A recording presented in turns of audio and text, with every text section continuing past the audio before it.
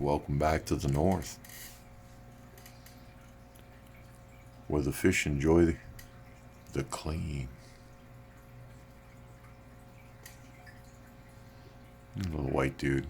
Hey, he's doing good. His shape's stayed good. He hasn't declined. He's social. He thinks he's bigger than he is. And he's right up there with everyone, like a champ. I like that fish. I think he's going to make it.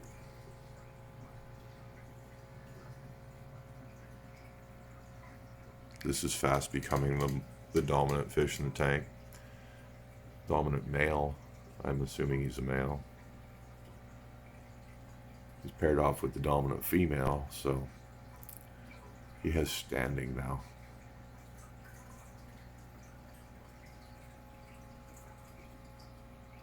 These two pigeon bloods right here seem to be a pair, and they work together. This female and this male is another pair, and they work together. I've been hoping he would pair off with one of the pigeons, but doesn't seem it's going to happen for him because they're all getting used up. So I don't know what he's going to do. We'll see what happens in the future. I have seen this one hanging out with, I think it's the one behind him. That one. These two seem to be, which would mean this is a female if that's the case, because I'm pretty sure that one's a male. But we'll keep our eyes on them. The two blue ones hang out, but one of them's sick, and I've got to get her in better health.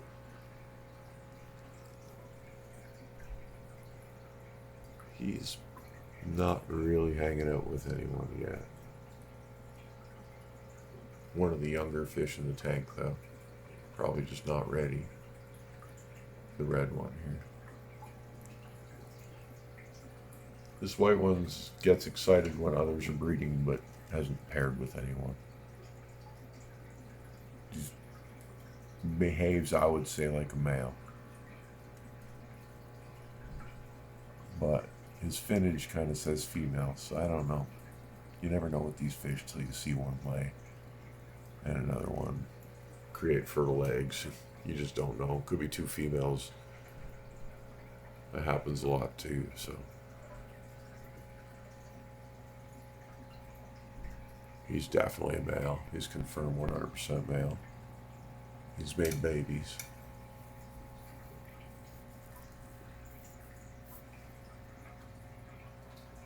We gotta love that clarity.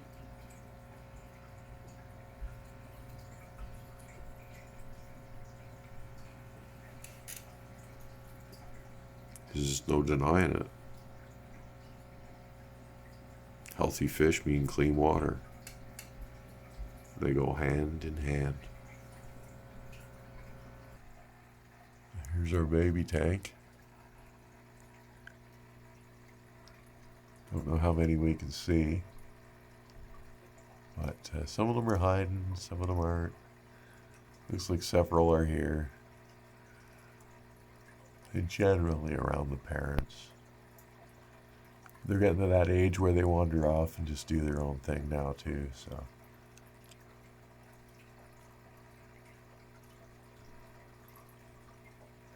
They look small, but when they're born, they're absolutely microscopic. I can't even see them.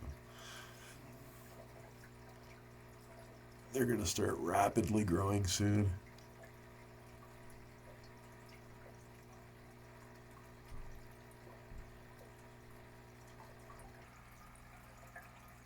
There's Larry. He's eating. You can see his humps coming up.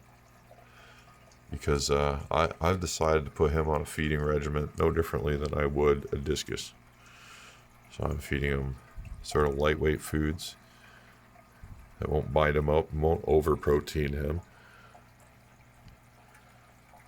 Small amounts every couple hours. Enough for him to fill his belly every couple hours. It seems to be working out. I haven't bound them up or anything yet. These fish can get bloat very easy, so it's you got to watch it. But you got to feed them too to produce in this stage of their life to produce a nice hump, or the best possible hump is the way to put it, because it's gene based, and I don't know what I'm gonna get because it hasn't shown up yet. Technically, he's a B grade fish, so it probably won't be absolutely fantastic, but I can still work out the best one possible, and it'll probably still be half decent. It should be.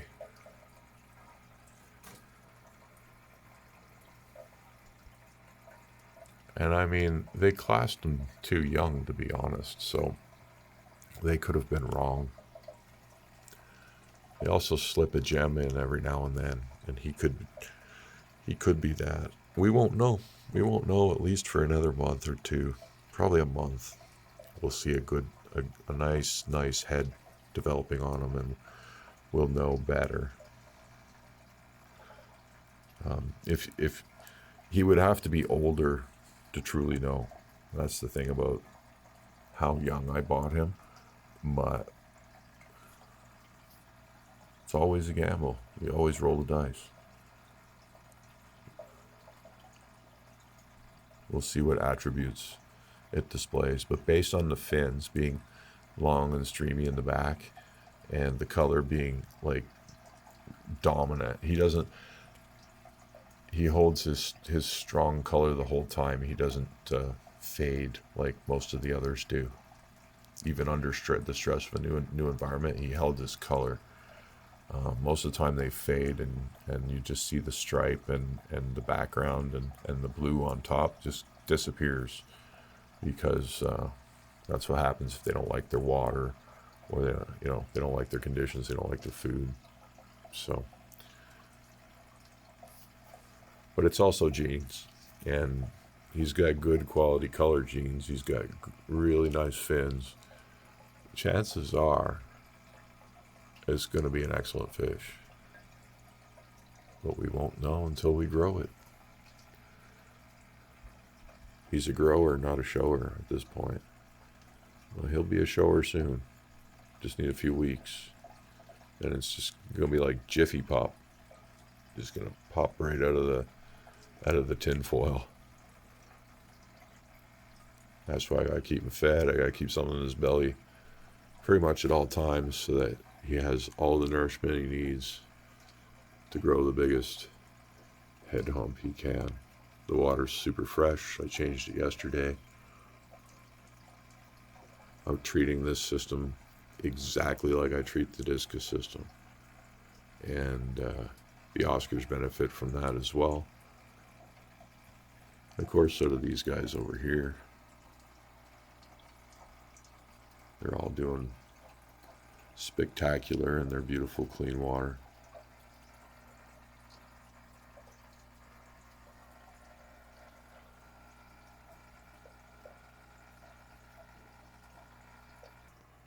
Here's our Oscar friends and their 120-gallon rimless, beautiful aquarium.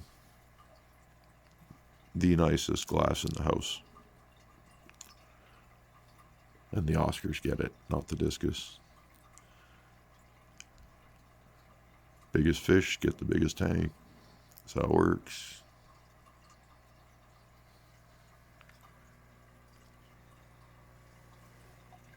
Oh, look at that beauty.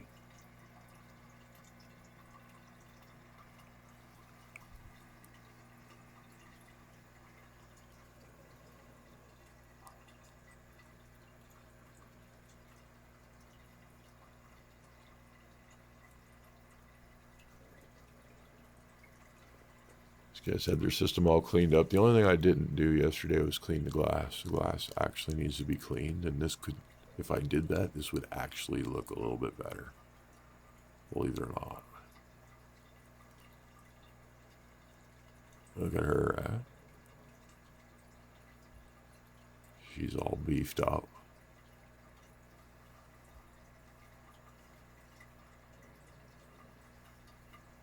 There's not enough camera.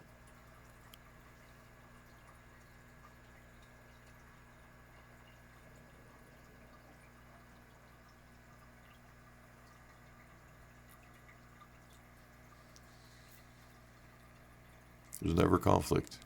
It's always peaceful.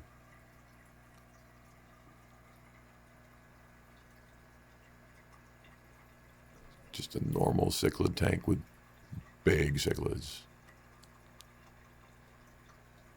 Actually, I wouldn't even call it normal because they're just too peaceful. Normally, there's a lot more fighting.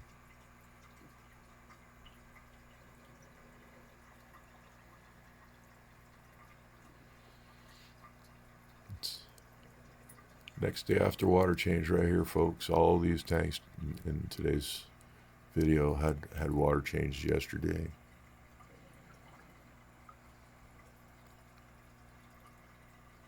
And filter cleanings and gravel vacuums. And now I just need to scrub glass and fix a downed UV. That's all I got to do today.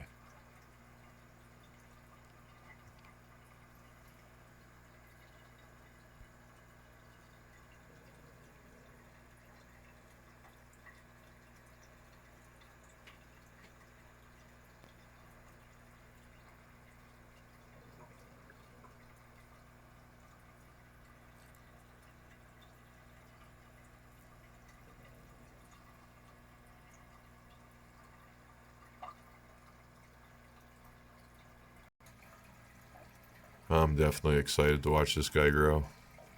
And he's really cool. And he hasn't like been attacking me yet anyway. If I put my hands in the tank. I'm going to clean the glass today and we'll see what we get. But he's a lot more interested in me. As you can see. He's very interactive. He completely follows me. If I put my face up to the glass, he follows my face like this too. And this is actually what, if you were going to go buy one of these fish, this behavior he's doing with me is healthy behavior. This is what you want to see a flower horn do.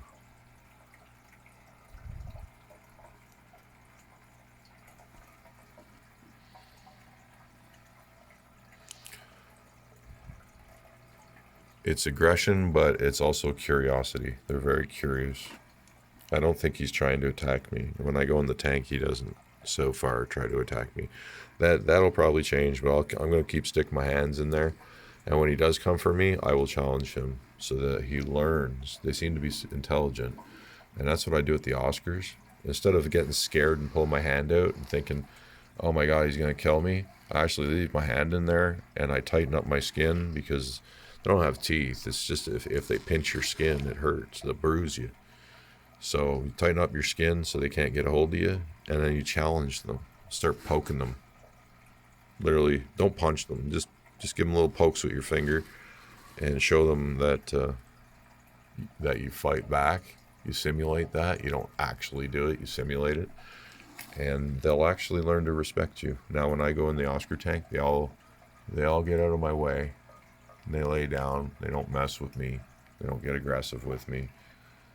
I've had a couple try, but every time one of them does, that's how I deal with them. And I'm going to try that strategy with this as well. And I think I'll probably get a similar result because it's a smart fish. I thank you so much for watching. Those are all my tanks for today. We will catch you in the next one.